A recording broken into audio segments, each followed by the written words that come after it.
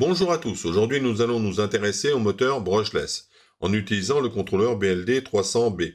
Alors l'objectif de ce tutoriel est de vous aider à comprendre comment fonctionne ce type de matériel lorsqu'il est connecté à une carte Arduino. Nous verrons comment utiliser Arduino pour envoyer des commandes de vitesse au contrôleur brushless et dans de futurs tutoriels nous explorerons d'autres principes pour le fonctionnement lié à ce type de moteur. Alors, nous allons là nous concentrer sur le moteur brushless. On va déjà voir le principe de fonctionnement. Bien qu'alimenté par une source de courant continu, ce moteur utilise en réalité un système triphasé pour son fonctionnement, ce qui le rend beaucoup plus sophistiqué. Alors le terme brushless signifie en fait sans balai. Ce moteur n'a pas de collecteur tournant et donc pas de balai, le distinguant ainsi des moteurs à courant continu traditionnels. Alors, comment est commuté le courant dans les enroulements ? Eh bien, la réponse est simple. Grâce à un système électronique de commande, ce système assure la commutation du courant dans les enroulements statoriques qui sont organisés en 3 phases. Pour les moteurs de petite puissance, ce dispositif électronique peut être intégré directement dans le moteur, mais pour des puissances plus élevées, il se présente sous la forme d'un convertisseur de puissance externe, souvent de type onduleur ou appelé encore contrôleur. L'une des fonctions clés de ce système électronique est qu'il assure donc le flux magnétique du rotor et du stator pour le laisser perpendiculaire. Alors cette fonction était autrefois assurée par l'ensemble balai collecteur dans les moteurs à courant continu. Et grâce à cette innovation, les moteurs brushless offrent une efficacité accrue, une longue durée de vie et un contrôle plus précis. Alors on va passer maintenant à une démonstration du pilotage de ce type de moteur. Alors là, on est donc aux essais. Alors donc à votre gauche, nous avons le moteur brushless, au centre, nous avons le contrôleur. Et à droite, nous avons la carte Arduino. Alors, il faut bien faire attention. Nous, on va agir de 0 à 255. Donc, ce n'est pas le reflet de la vitesse, parce qu'on devrait taper, par exemple, 500 pour avoir 500 tours. On verra dans d'autres tutos comment calibrer les ordres par rapport à la vitesse réelle. Et on verra d'ailleurs aussi comment créer des rampes d'accélération ou des choses comme ça. Alors là, en l'occurrence, 0 correspond à 0 tours et 255 correspond à 3000 tours. C'est la vitesse max de notre moteur.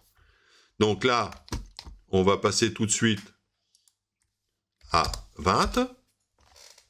Donc là, notre moteur tourne grosso modo à 80 tours. On va le passer à 100. Et regardez la rapidité quand même pour passer d'une échelle à l'autre. Vous voyez, c'est quasiment instantané. Je vais passer à 200. Et on va monter tout de suite à 255, qui est l'équivalent de 3000 tours, là, par contre. Et si je veux redescendre brusquement, je vais passer à 20. Vous voyez, il redescend brusquement. Donc, c'est un moteur qui est très fiable, très rapide en montée de vitesse, qui fait le bonheur des gens qui font de la robotique, puisque c'est un moteur qui peut aller très vite ou aller très lentement. Et bien évidemment, équipé d'un réducteur, eh bien on peut avoir quelque chose de très puissant. Donc maintenant, on va voir le code pour piloter ce type de contrôleur. Alors c'est un début, hein, on va commencer à faire un petit code sympa, c'est-à-dire la saisie, comme vous avez vu là, et la transmission d'informations. Après, on verra de plus en plus des codes évolués pour faire des choses beaucoup plus complexes. Alors on passe tout de suite dans l'explication du code. Alors, on va démarrer à l'explication du code. Donc, cette ligne est utilisée pour définir la broche numéro 9 comme une broche où le signal PWM sera généré pour contrôler la vitesse moteur. Nous avons ensuite cette variable qui est utilisée pour stocker les valeurs de vitesse du moteur reçu via la communication série. Alors, une fois qu'une chaîne complète est reçue, alors elle est indiquée tout le temps par un retour de ligne, évidemment, hein, la chaîne est convertie en un entier et est utilisée pour régler la vitesse moteur. Et nous avons là donc une variable qui est déclarée en booléenne. Elle est utilisée dans la boucle principale, donc la boucle loop, pour déterminer si la chaîne complète a été reçue via la communication série. Et enfin, nous avons cette ligne qui est utilisée pour configurer, cette fois-ci, la broche 9 comme une sortie. Parce que tout à l'heure, on l'a déclaré, mais là, on la configure comme une sortie. Et cette broche sera donc, bien entendu, utilisée pour générer ce fameux signal PWM qui va contrôler la vitesse moteur.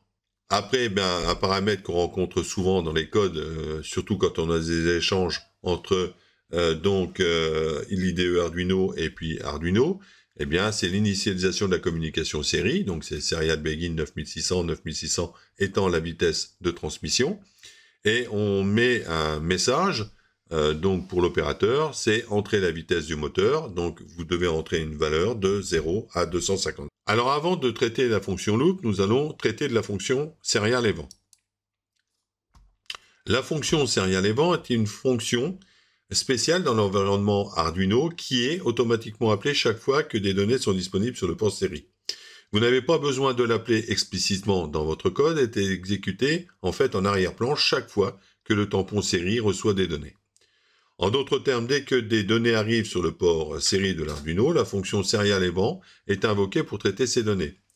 C'est pourquoi vous la verrez souvent utilisée dans des projets qui impliquent une communication série, comme l'envoi ou la réception de commandes ou des données via le port série. Alors, dans cette fonction, nous avons la boucle white, qui est utilisée pour lire tous les caractères disponibles sur le port série. Chaque caractère lu est ajouté à la variable chaîne de saisie. Une fois qu'un caractère de fin de ligne apparaît, donc anti/n, eh bien la variable string complète est mise à vrai, indiquant que la chaîne est complète et prête à être traitée dans la boucle principale. Nous voici dans l'explication de la fonction loop. Alors, dans la fonction loop, on va essayer de tout résumer. Donc, ces lignes sont utilisées dans la boucle principale, donc cette fameuse boucle loop, pour vérifier si la chaîne complète a été reçue via le port série. Alors, si string complète est vrai, le programme procède à la conversion de cette chaîne en entier, qui est ensuite utilisé pour régler la vitesse moteur via la broche PWM. Après le traitement, string complète est réinitialisée à faux pour être prête à recevoir les prochaines chaînes. Donc on voit tout de suite donc les prochaines lignes qui vont refléter ce que je viens de dire. Donc cette ligne de code là convertit la chaîne de caractères stockée dans la variable en entier. Ensuite on a une vérification qui vérifie si on est bien compris de 0 à 255 et si c'est le cas, le bloc de code suivant cette instruction sera exécuté. C'est-à-dire que nous allons envoyer la valeur que nous avons convertie sur le port, ou plutôt sur la broche numéro 9, qui va nous définir la vitesse de notre moteur brushless. De plus, nous aurons un message qui vous indiquera vitesse du moteur réglée sur, avec la valeur qu'on a saisie. Sinon, si on était en dehors de 0 à 255, eh bien, il vous envoie un message d'erreur vous indiquant que ce que vous avez tapé, c'est invalide, il faut entrer une nouvelle valeur. Et enfin, nous avons un nouveau message d'un bit pour la prochaine itération qui vous demande entrer la vitesse du moteur de 0 à 255. Alors, on repose la question, cette fois-ci, si on veut modifier la vitesse. Après, on réinitialise évidemment la chaîne de saisie, parce qu'il faut qu'on reparte à 0, puisqu'il attend une nouvelle saisie. Donc, il faut qu'on vide la chaîne de saisie, la variable, et on réinitialise l'indicateur donc de la chaîne complète à faux pour pouvoir refaire un cycle complet pour un éventuel changement de vitesse. Voilà. Ce petit tuto vous indique comment utiliser un moteur brushless avec son contrôleur via une carte Arduino. Nous allons voir dans d'autres tutos des fonctionnements beaucoup plus complexes, mais on va essayer de brosser tout ce qu'on peut faire avec les moteurs brushless. Alors, si ça vous a plu, eh bien, un petit coup de pouce. Si vous n'êtes pas abonné, abonnez-vous. Et moi, je vous dis donc à la prochaine fois. Au revoir.